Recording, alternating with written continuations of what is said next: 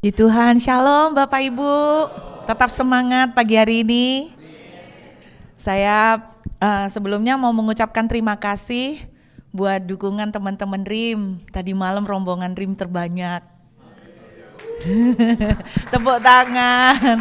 Thank you buat kehadirannya. Saya lihat Om Hin, Tante Grace.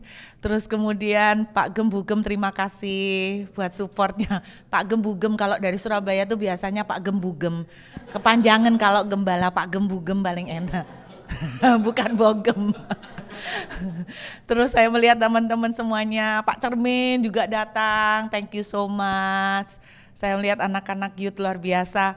Tadi malam sehabis kita menyembah, kalau saudara ingat ada banyak kesaksian luar biasa tadi malam, bahwa sebelum acara itu kami ada banyak pendoa yang saya sebar di Indonesia. Saya mengajak mereka untuk berdoa, mencari pimpinan Tuhan untuk suara Tuhan.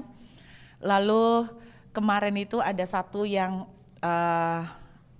seorang anak muda yang disebut. Setelah kebaktian selesai, seorang wanita menemuin saya. Ternyata dia punya teman baik. Teman baiknya ini punya anak, namanya itu.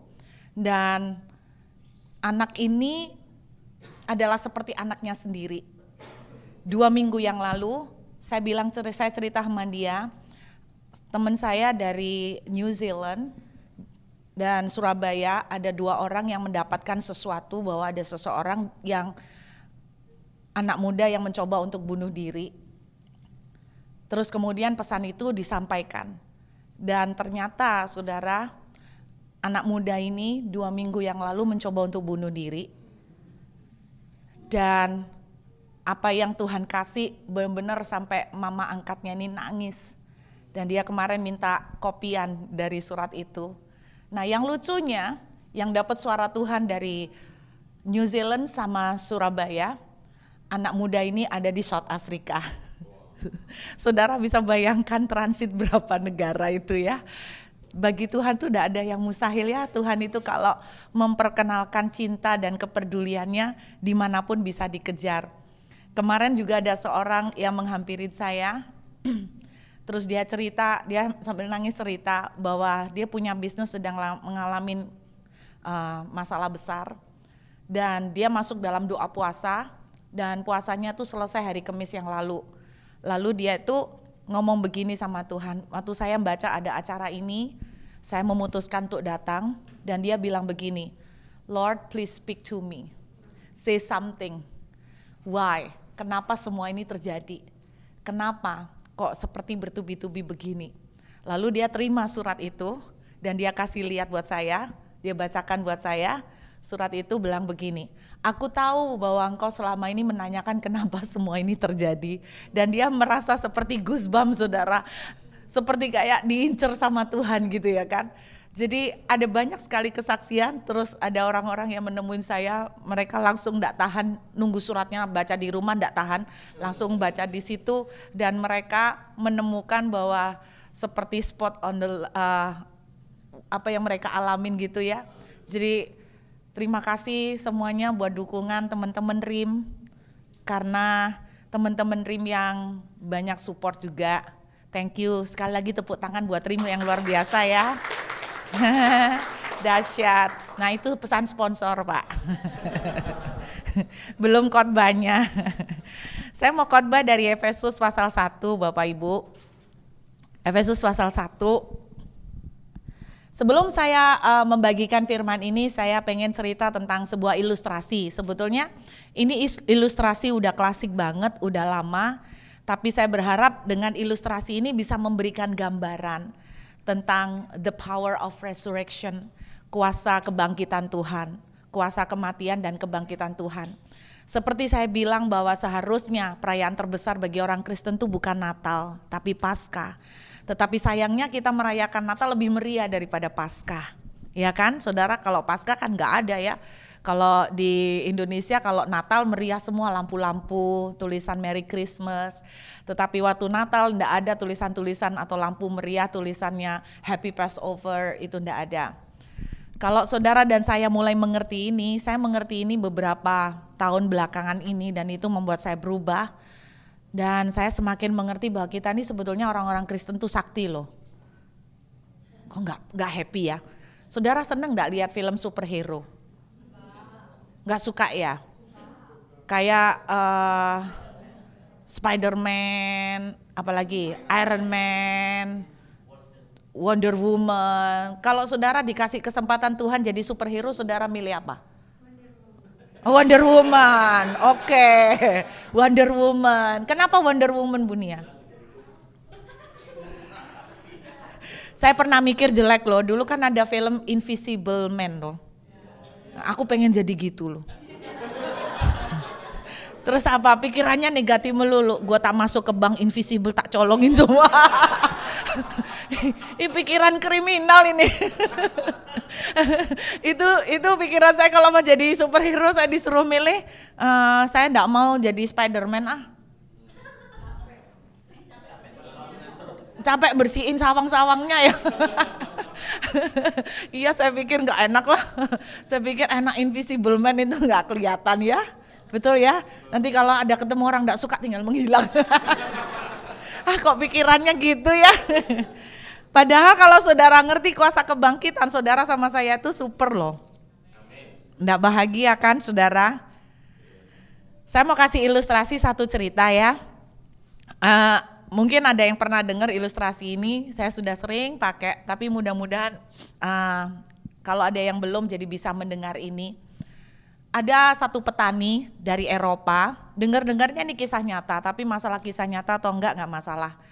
Ada seorang petani dari Eropa, petani sederhana, tapi dia punya satu kerinduan bahwa dia punya anak tunggal itu suatu saat akan menjadi orang sukses. Nah lalu dia dengan sekuat tenaga mengumpulkan uang, akhirnya dia berhasil untuk mengirimkan anaknya untuk mengubah nasib ke Amerika, ke negara impian. Bertahun-tahun yang lalu Amerika kan selalu menjadi negara impian kan ya. Banyak orang mikir untuk hijrah ke sana. Nah waktu itu belum ada pesawat saudara. Jadi dia kumpulkan dana, akhirnya anaknya berangkat ke Amerika. Beberapa tahun berlalu anaknya mengirimkan satu kabar gembira. Dia bilang, "Papa, Mama, saya sudah berhasil di Amerika, saya sudah juga bisa beli rumah.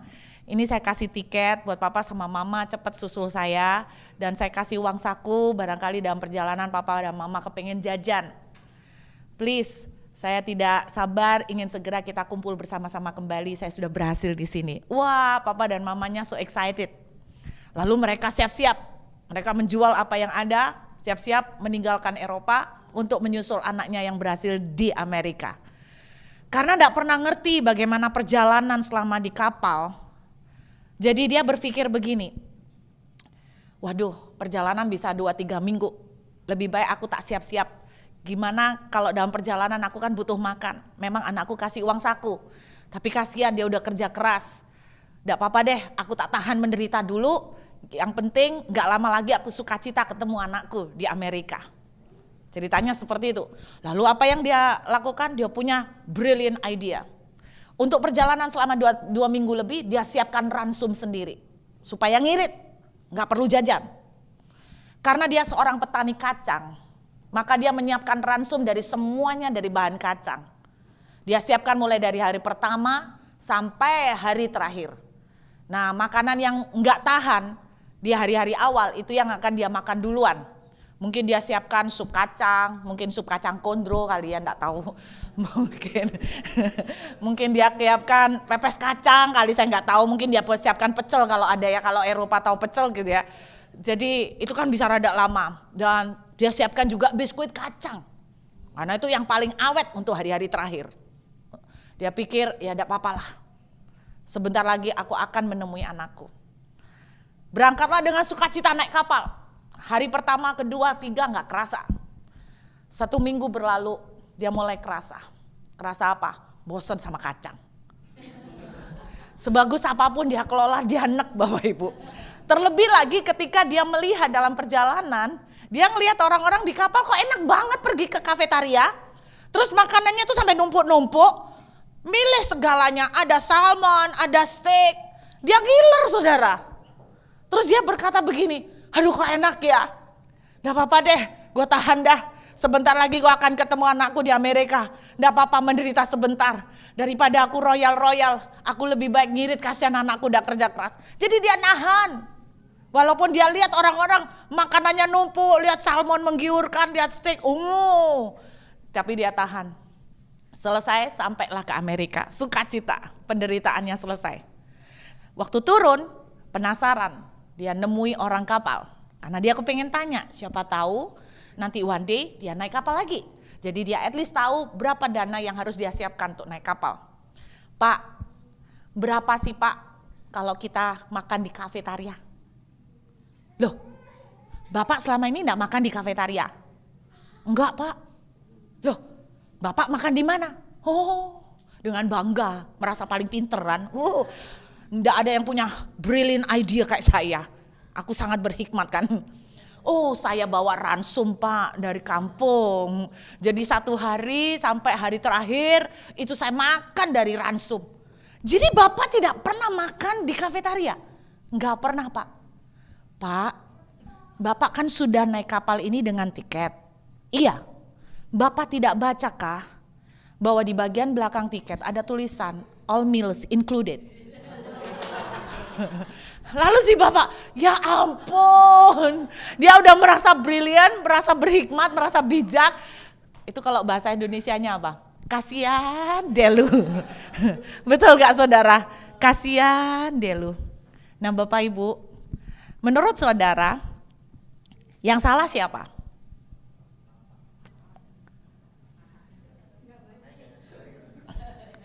Iya. Anaknya kan udah kasih tiket dan di tiketnya udah ada tulisan. Mungkin aja bapaknya terlalu seneng. Nggak baca tuh tiket dan sebagainya. Atau nggak nanya kek. Kenapa nggak nanya hari pertama? Kenapa harus nanyanya hari terakhir? Nah, itu konyolnya. Makanya malu bertanya. Nah kayak gitu tuh ceritanya. Lapar di jalan, lapar sih enggak, enek. Saya yakin sampai ke Amerika dia setahun puasa kacang. Dia nggak mau sentuh yang namanya kacang. Saudara, ilustrasi itu menggambarkan banyak kondisi anak-anak Tuhan. Waktu Yesus mati di atas kayu salib, kemudian dia bangkit. Dia kasih saudara dan saya tiket. Alkitab kan bilang begini, di rumah Bapakku ada banyak tempat tinggal. Dan aku menyiapkan tempat tinggal untukmu. Yesus waktu mati dan bangkit, dia udah menyiapkan, memberikan tiket kepada saudara untuk sampai ke negeri impian. Bukan Amerika, tapi surga bersama dengan dia. Amin. Tetapi kan kita harus ada perjalanan. Enggak langsung hari ini sampai ke surga kan. Sama seperti Bapak ini enggak langsung sampai ke Amerika. Ada perjalanan. Betul saudara? Nah perjalanannya. Nah saudara dan saya merasa berhikmat bawa ransum. Tapi dengarkan. Tuhan Yesus kasih tiket. Dan di dalamnya all meals included. Dia tahu saudara dan saya butuh makan dalam perjalanan. Setuju? Saudara kalau pernah naik kapal, kalau ada kayak kapal pesiar gitu ya. Kadang-kadang mereka juga punya fasilitas seperti nge-gym, jacuzzi, itu semua free kan? Betul ya? Tapi uang saku tuh dipakai untuk apa? Kadang-kadang di dalam kapal itu kan kayak ada mall kecil ya, kayak ada toko-toko. Nah itu jajan sendiri kan, itu yang harus bayar kan. Tapi fasilitas yang lain kan gym, sauna, itu free. Jadi si Bapak gak memanfaatkan itu semua. Nah berapa banyak orang Kristen dari tiket yang Tuhan kasih buat kita, banyak facility yang saudara dan saya enggak pernah pakai. Nah ini yang saya mau sharing buat Bapak Ibu. Mudah-mudahan nanti waktu kita sampai ke surga, enggak sampai muncul kata-kata kasihan deh lu. Buka Efesus pasal 1 Bapak Ibu, kitab Efesus pasal yang pertama. Efesus pasal 1 ayat yang kita mulai baca ayat yang ke-16. Rasul Paulus menulis surat buat jemaat di Efesus, saudara. Dia bilang begini, aku pun tidak berhenti mengucap syukur karena kamu dan aku selalu mengingat kamu dalam doaku. Jadi Rasul Paulus berdoa untuk jemaat di Efesus. Apa yang Rasul Paulus doakan? Dan meminta kepada Allah Tuhan kita Yesus Kristus, yaitu Bapa yang mulia itu, supaya ia memberikan kepadamu roh hikmat dan wahyu untuk mengenal Dia dengan benar. Saya berdoa hari ini Tuhan akan memberikan Bapak Ibu roh hikmat dan wahyu untuk mengerti dengan benar. Jangan sampai kasihan deh lu. Amin. Jangan sampai terus saudara bilang, salah anaknya kenapa enggak kasih tahu? Bapak Ibu, Tuhan sering kali udah kasih tahu dan mungkin kita yang enggak mau tahu. Nah, saya berdoa pagi ini kita tahu. Saya berdoa pada hari ini Tuhan memberi kita hikmat dan wahyu untuk mengenal dengan benar.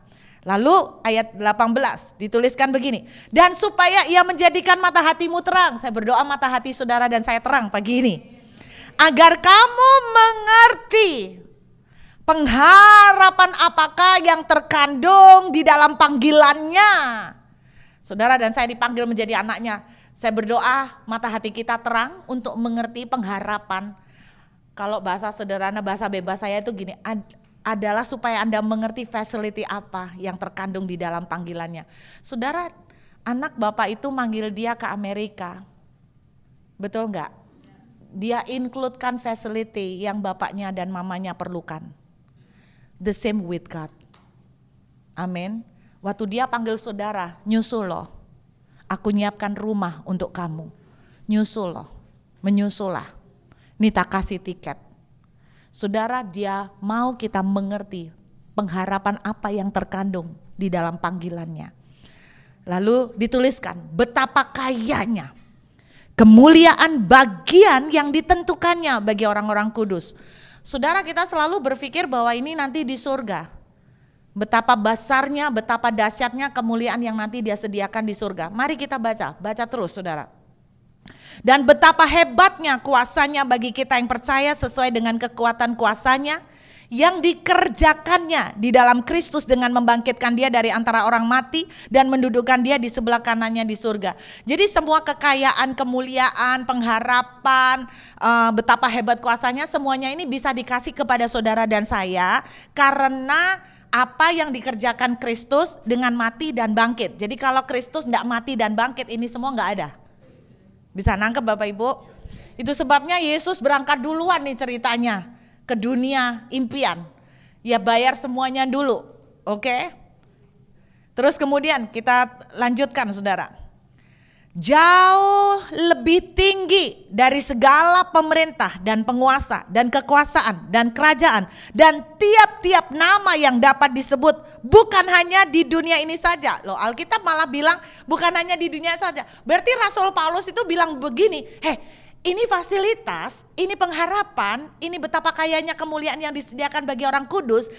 Bukan hanya untuk di dunia. Nah, dia dulukan dulu, bukan untuk di dunia. Berarti kan that facility juga untuk di dunia. Betul enggak? Kalau dia enggak untuk di dunia, dia kan pasti tulis untuk yang akan datang. Tapi Paulus ngomong begini dulu, bukan hanya untuk di dunia ini saja. Loh, berarti jelas tujuan pertama untuk di dunia ini dulu. Benar ya? Tapi Paulus mengingatkan, bukan cuma untuk di dunia ini toh. Tapi juga untuk di dunia yang akan datang. Jadi itu fasilitas yang Paulus tunjukkan. Amin saudara. Nah kalau ada orang bilang ini nanti setelah kita mati masuk surga baru ini nanti dapat. No, Paulus bilang bukan hanya untuk di dunia ini. Berarti itu yang pertama kan. Untuk di dunia ini dulu. Dan ini termasuk nanti untuk di surga fasilitas ini. Terus kemudian kita lihat ayat 22. Yuk Bapak Ibu kita baca sama-sama. Saya sering deklarasikan ayat ini, ayat 22. 1, 2, 3. Dan segala sesuatu telah diletakkannya di bawah kaki Kristus, dan Dia telah diberikannya kepada jemaat sebagai kepala dari segala yang ada. Alkitab bilang begini, segala sesuatu telah diletakkan di bawah kakinya. Saudara tahu artinya diletakkan di bawah kaki?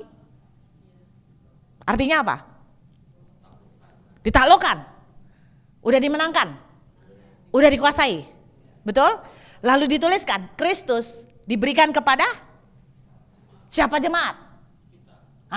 Berarti kemenangan itu udah dikasih ke kita karena kematian dan kebangkitannya. Amin.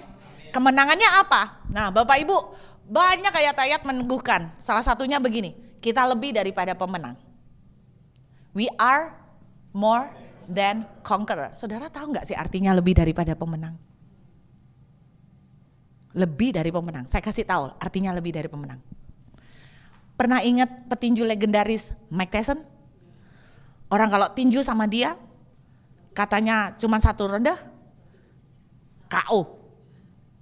Pukulan besi Mike Tyson. Tapi terakhir-terakhir dia kan enggak ya. Terakhir-terakhir dia juga bonjot-bonjot juga. Ketika melawan Holyfield. Ya kan? Masih ingat itu ya. Saudara enggak suka tinju, saya juga enggak suka. Tapi karena dia begitu terkenal, jadi tahu. Menurut saya, Mike Tyson is a champion. Seorang pemenang. Dia pulang, bawa trofi, bawa duit kan. Kalau menang cuma buat trofi tok ngapain? Dia pulang bawa duit. Menurut saya, istrinya, dia pulang, terima duitnya. Istrinya lebih dari pemenang. Wah, that's the meaning of more than conqueror. Loh iya, itu artinya lebih dari pemenang. Yang babak belur, istrinya enggak usah babak belur. Oh, istri-istri. Bapak Ibu, saya sering bercanda sama para istri. Mereka sampai menyebut istri-istri itu B2. Apa itu B2? Bapak-bapak itu bos. Istri-istri itu bosnya bos. Mohon maaf, ini guyonan para istri. Tetapi ada yang enggak terima. Jadi lebih dari pemenang itu seperti itu maksudnya. Yesus babak belur di atas kayu salib. Saudara dan saya tinggal terima. Itu artinya more than conqueror. Anda enggak pernah tahu. Lagu itu berkali-kali Anda nyanyikan tapi Anda enggak ngerti. Lebih dari pemenang. Anda enggak ngerti itu artinya, iya kan? Nah, saudara, itu artinya more than conqueror. Nah, sekarang saya mau cerita. Segala sesuatu diletakkan di bawah kaki Yesus. Sebentar, saya mungkin enggak terlalu pintar menafsirkan atau memahami. Segala sesuatu itu artinya apa? Semuanya? Semuanya? Everything. Kita main logika. Mungkin saudara bilang, tapi kan Alkitab tidak bisa dilogikakan. Iya, gini loh. Logikanya aja secara normal, seorang mama atau seorang papa, kalau pernah pengalaman penyakit kanker, lalu kemudian anak saudara terkena kanker, apakah ada di antara saudara berkata begini, rasain nak, bagaimana dulu mama kena kanker? Mungkin gak? Mungkin? Mama dulu kena, ya kamu sekarang bisa ngerasain. Tahu gak, susah loh. Biar kamu ngerasain, biar kamu rendah hati. Biar kamu merasakan penderitaannya mama. Ada enggak? Kira-kira logikanya ada enggak? Saudara dan saya yang manusia penuh cacat dan dosa aja, hati nurani kita aja mengatakan itu enggak mungkin. Betul enggak? Bapak kita berkata begini, aku tuh menanggung penyakitmu. Oleh bilur-bilurku, kamu telah sembuh. Bapak Ibu dengar. Dia menanggung penyakit supaya saudara dan saya sehat. Bu, apa orang Kristen tidak bisa sakit? Bisa. Tapi orang Kristen punya akses mengalami kesembuhan. Itu bedanya. Yang bukan anak Tuhan tidak punya akses ke situ. Saudara punya otoritas untuk bilang sama penyakit, kamu tidak punya hak di badan saya. Karena nih tubuh dan darah Yesus sudah dikasih buat saya. Segala sesuatu telah diletakkan di bawah kakinya termasuk kamu penyakit. Itu yang saya lakukan pada waktu Zoom beberapa waktu yang lalu ketika saya cerita sama Bapak Ibu ada konglomerat yang terkena kanker paru, langka. Saya cerita sama dia tentang Efesus. Saya bilang begini, Kalau kamu percaya dan terima Tuhan, saya tidak tahu kalau dia belum terima Tuhan. Kalau kita udah percaya dan terima Tuhan, dalam hidup kita punya akses. Kenapa? Karena Tuhan bilang penyakit kita lah yang ditanggungnya. Lalu kita berdoa sama-sama, kanker, kamu tidak punya hak tinggal di badannya dia. Sekarang juga aku perintahkan kamu minggat. Beberapa hari kemudian, kankernya kering. Kita punya akses. Amin Bapak Ibu. Masa dia sakit di kayu salib terus saudara biar ngerasain gitu kapokmu kapan gitu kan. Loh kan konyol, ngapain dia harus di kayu salib? Benar gak Bapak Ibu? Pernah ada beberapa dokter melakukan penelitian tentang luka di badan Yesus. Dan ternyata jumlah luka di badan Yesus sama dengan jumlah penyakit, penggolongan penyakit di seluruh dunia. Penggolongan, kelompok penyakit. Saya bilang kanker apa masuk satu golongan. Kanker tumor kan perkankeran itu masuk satu grup gitu loh. Jadi diteliti bahwa jumlah luka di badan Yesus itu sama dengan jumlah pengelompokan penyakit di seluruh dunia. Can you imagine that? Amazing, dia udah taklukkan semuanya. Selesai. COVID ini pun whatever namanya, COVID ini juga termasuk jenis golongan flu walaupun dengan segala mutasinya. Nggak usah jauh-jauh soal kanker. Bapak ibu yang pernah kena COVID aja tanya saudara-saudaranya yang di Indonesia yang kena COVID. Lu berharap nggak anak lu kena? Lu biar ngerasain nak, enakmu, tahu gimana? Susah tahu nggak mau napas. Bener? Ada? Nggak ada. Kutuk. Dia menjadi kutuk. Sebab terkutuklah orang yang ada di atas kayu salib. Saudara, saya ketemu orang di Surabaya, pas ketemu saya, bapak-bapak badannya gini. Ya saya pikir karena bongkok. Dia cerita, di keluarganya dia semua pria, mencapai usia 50 tahun lebih, tiba-tiba badannya tiba-tiba begini, nggak bisa ditegakkan lagi. Masalahnya semakin ngeri, semakin ke bawah, ternyata bukan umur 50, 35 sudah begini. Dicek ke dokter, bingung, nggak tahu penyakit apa, bukan osteoporosis, bukan apa namanya skelosis atau whatever namanya, bukan. Saudara, saya terlalu yakin, mungkin emak engkong, buyut-buyut, pernah buat perjanjian dengan kuasa kegelapan. Saudara, makanya jangan main-main untuk kompromi. Saudara pikir nggak apa-apa gomnya. Iblis itu selalu minta tumbal Bapak Ibu, nggak ada yang for free. Kalau nggak kena di saudara, kena di anak saudara. Kalau nggak kena di anak saudara, kena di cucu saudara. Tetapi kalau kita sungguh masuk di dalam Tuhan, maka kita punya otoritas. Amin. Saudara, kalau misalnya ini loh yang terjadi pada anak Tuhan. Kalau misalnya bapak ini nekat ke kafetaria, lalu dia mau minta makan, misalnya dia enggak ngerti nih. Terus pegawainya bilang begini, maaf pak, bapak enggak boleh makan di sini, mesti bayar. Mungkin pegawainya lagi kumat kepengen tahu, lagi tahu nih bapak ini bodoh, enggak ngerti apa-apa, siapa tahu dapat duit tambahan. Enggak boleh pak makan di sini. Orang yang enggak ngerti dia akan keluar, iya ya enggak boleh, gue mesti bayar. Tapi kalau orang ini ngerti, apa yang dia bisa lakukan? Kalau misalnya pegawainya berani macam-macam. Dia bisa kasih lihat tiket, nih baca.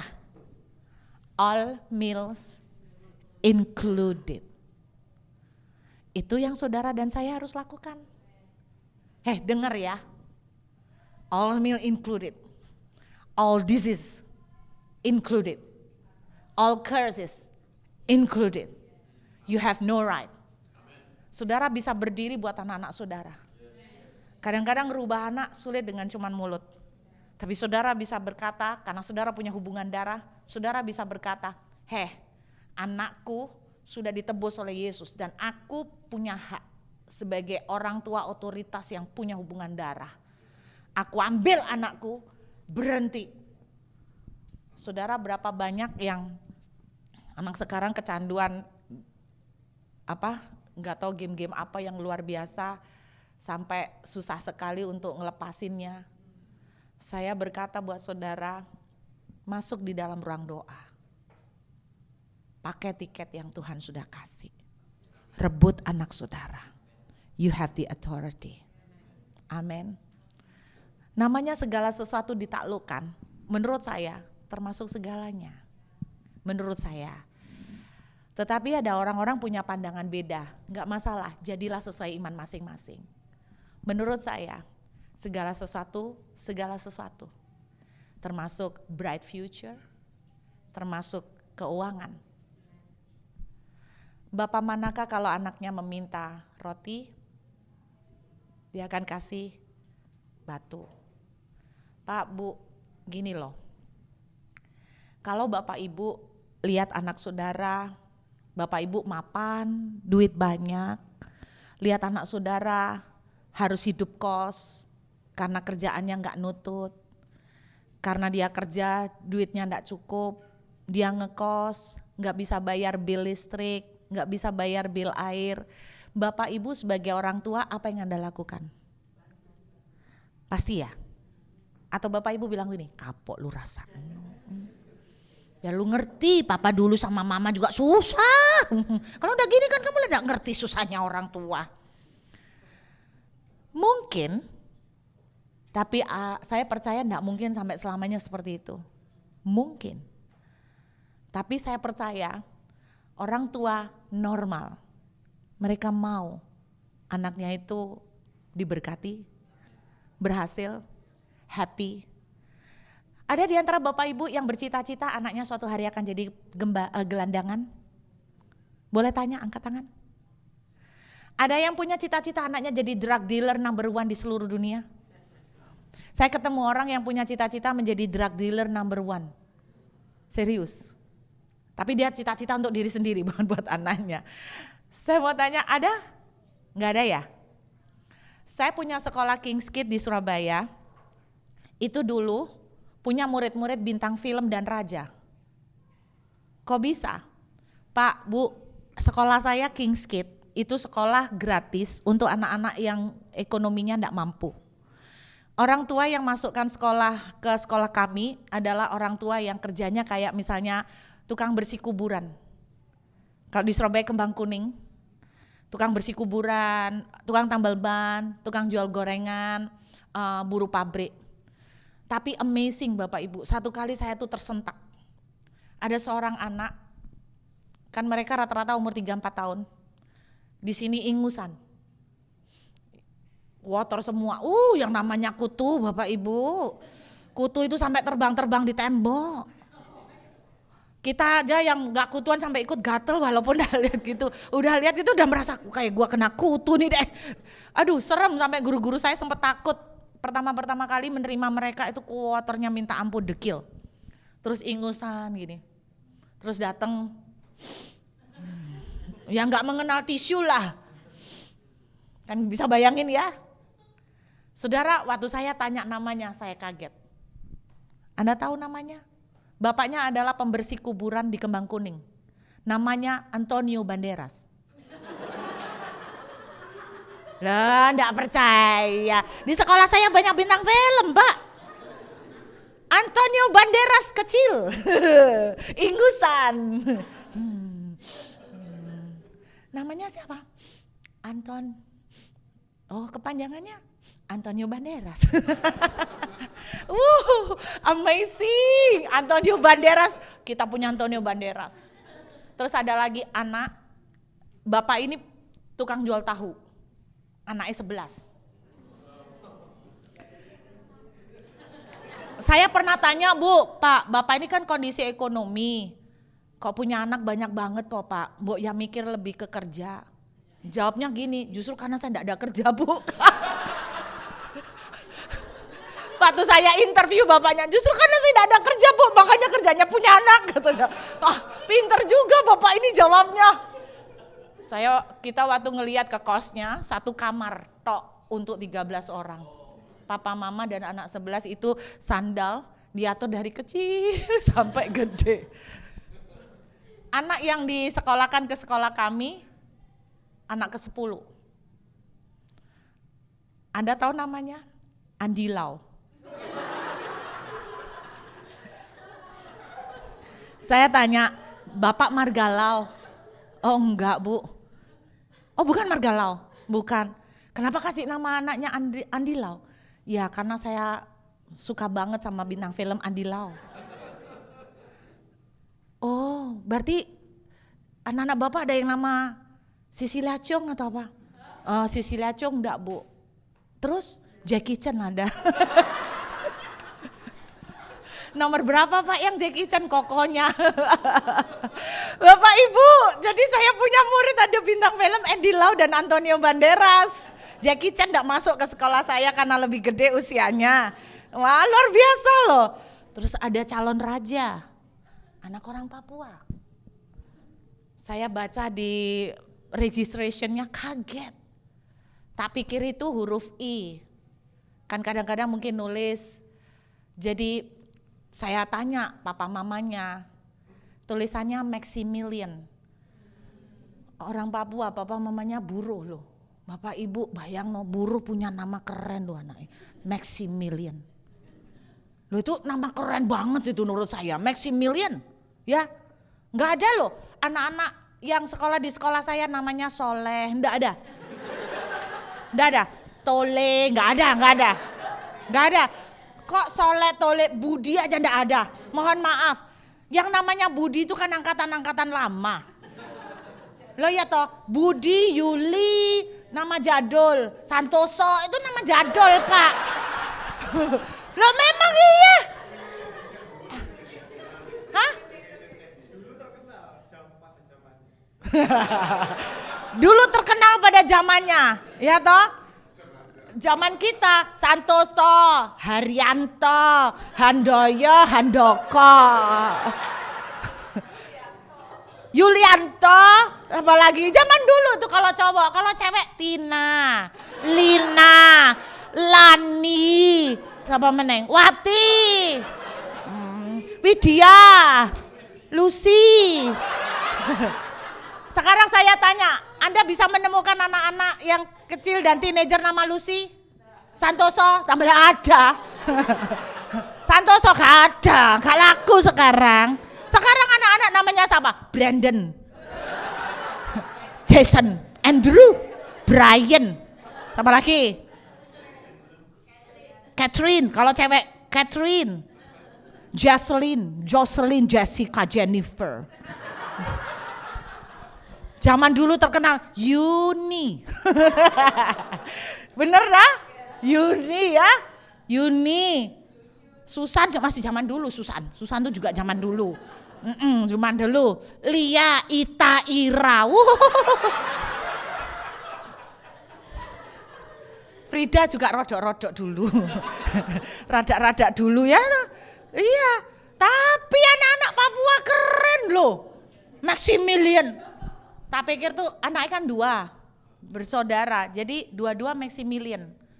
Oh saya pikir kan memang ada teman saya yang kalau kasih nama anak itu Bambang 1 sampai Bambang 5, Bambang semua Bu. Jadi ada bener. Terus saya pikir ini Maximilian itu mungkin nama family. Saya bilang sama ibunya, ini kepanjangan apa Bu? Oh bukan kepanjangan, apa? Itu bacanya Maximilian the First Bu. Wah, tapi saya lihat adiknya ternyata bukan I, makanya saya bingung. Jadi Maximilian the Second. Jadi di sekolah saya ada Maximilian the First, Maximilian the Second, Richard the First, and Richard the Second. Keren ya. Saya tanya sama papa dari Antonio Banderas, tukang bersih-bersih kuburan. Bapak kenapa kasih nama anaknya Antonio Banderas? Dia bilang begini, ini jawaban yang mengagumkan. Hidup saya ini susah Bu, saya boleh susah. Tapi doa dan mimpi saya, anak saya enggak boleh susah. Anak saya jadi orang yang berhasil, harus jadi orang berhasil. Tukang bersih kuburan bisa punya mimpi seperti itu. Masa Tuhan kita berpikir begini, gue mau anak gue jadi orang susah biar kapok lu puasa. pikul salib. Kita susah setengah mati, mau kapokmu kapan? Ayo, rasain lu, biar tahu rasa bagaimana bapakmu ini dulu susah. Enggak ada. Setahu saya, kita semua kan berkata begini, cukup papa sama mama yang susah. Kamu enggak boleh susah. Bener? That's normal parents. Normal enggak? Karena ada yang enggak normal. Ada yang enggak normal, tanya Yopi. Dia punya temen di Petra. Mestinya enggak boleh nyebut nama Petra ya. Nanti disensor ya. Anak ini malu karena nama yang dikasih sama papa mamanya. Papa mamanya itu penggemar narkoba. Suka nge-high, fly. Waktu hamil nge-fly. Untung anak ini lahir sehat.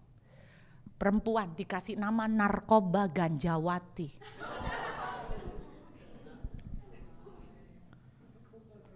Saking cintanya sama narkoba, Pak.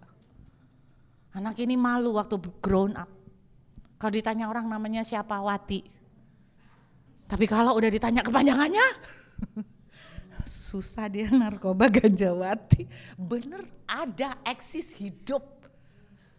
Bayangin kasih nama anak. Makanya saya cuma bilang begini, yang kasih nama anak model begitu hanya orang tua yang lagi high. Lagi gak normal. Normally, you give the best. Itu Tuhan kita. Amin. Bapak Ibu, berdirilah dengan otoritas yang Tuhan kasih. Tuhan kasih otoritas selama perjalanan. Dia tahu kok selama perjalanan saudara dan saya perlu apa. Betul enggak? Perlu makan. Dia make sure ada roti di rumahmu. Dia make sure kamu tidak akan kekurangan. Itu keyakinan saya. Tapi kalau Anda yakin, oh saya yakin hidup di dunia ini harus menderita. Enggak apa-apa, jadilah sesuai iman masing-masing. Kalau saya percaya tiket itu all facilities included. Amin saudara. Yang saya percaya soal pikul salib adalah bukan penyakit. Ibu ini berkata, saya kena kanker karena saya harus pikul salib. No, pikul salib itu bicara tentang karakter. Kamu ditampar pipi kanan, orang lain tendang. Tapi kita kasih pipi kiri, itu pikul salib. Kamu disakiti, difitnah, orang luar bisa balas dendam. Saudara dan saya hanya diam dan ngampunin. Itu pikul salib. Orang lain bisa main nakal, saudara dan saya belajar tetap jujur, itu pikul salib. Terus jangan bilang saya kena kanker karena pikul salib. Buat apa Yesus mati di atas kayu salib kalau finally you have to do it? Betul enggak? Saudara dan saya harus ngerti ini. Satu kali Tuhan bilang begini, you know why I left heaven? You know why I left heaven? Why Lord? Tuhan tuh udah punya tempat enak di surga. Kenapa susah-susah? Harus turun ke dunia yang gak enak ini. Dan babak belur benjot semua. Dia bilang begini, because you are my heaven.